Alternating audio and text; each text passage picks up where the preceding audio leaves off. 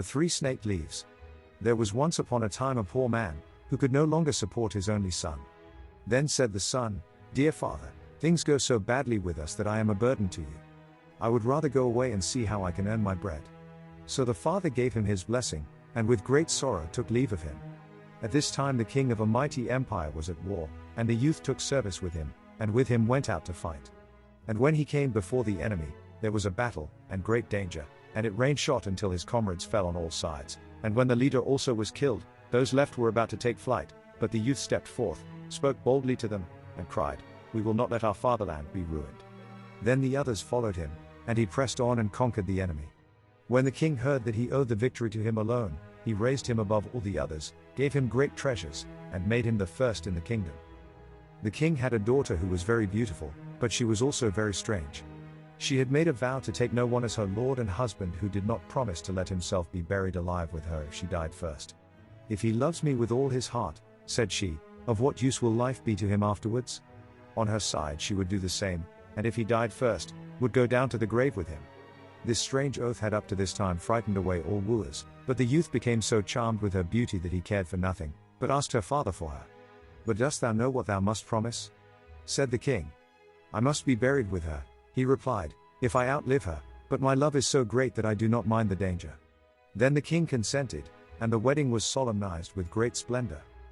They lived now for a while happy and contented with each other, and then it befell that the young queen was attacked by a severe illness, and no physician could save her. And as she lay there dead, the young king remembered what he had been obliged to promise, and was horrified at having to lie down alive in the grave, but there was no escape.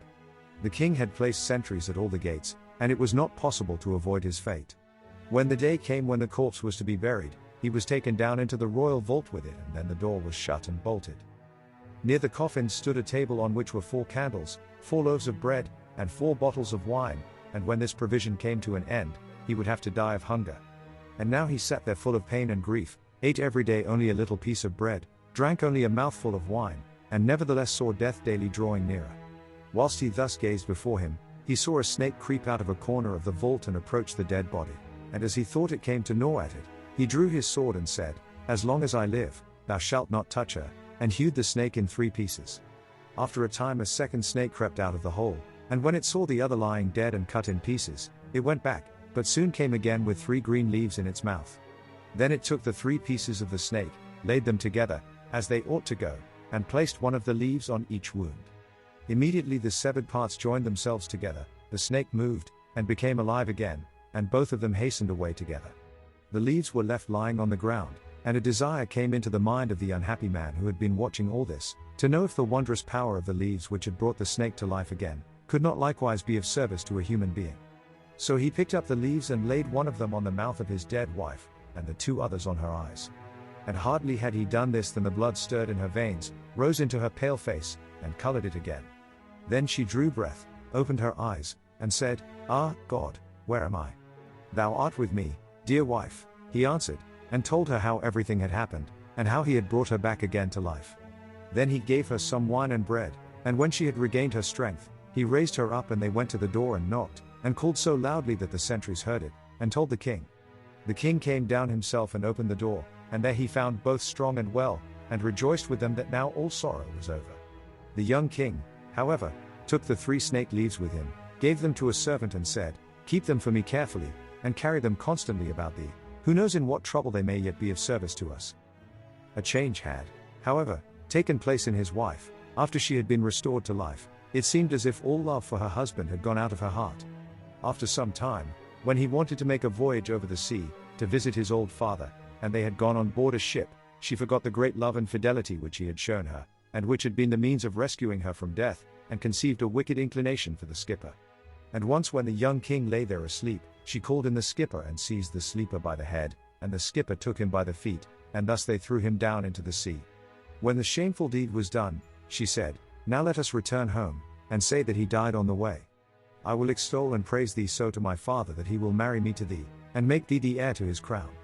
But the faithful servant who had seen all that they did, unseen by them, unfastened a little boat from the ship, got into it, sailed after his master, and let the traitors go on their way.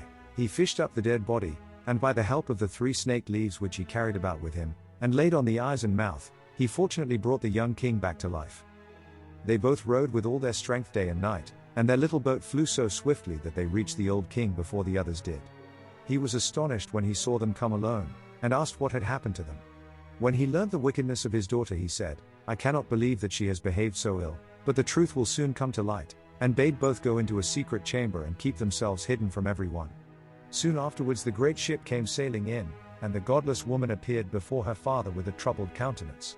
He said, "Why dost thou come back alone? Where is thy husband?"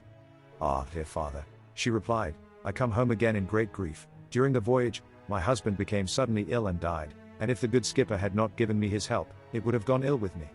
He was present at his death, and can tell you all." The king said, "I will make the dead alive again," and opened the chamber, and bade the two come out. When the woman saw her husband, she was thunderstruck, and fell on her knees and begged for mercy. The king said, "There is no mercy. He was ready to die with thee and restored thee to life again, but thou hast murdered him in his sleep, and shalt receive the reward that thou deservest." Then she was placed with her accomplice in a ship which had been pierced with holes, and sent out to sea, where they soon sank amid the waves. The old king then rewarded the young king by doubling his lands and riches. He was given the choice of all women in the kingdom to choose one as a wife. Eventually, when the old king died, he became the heir to his throne, and he lived quite happily ever after.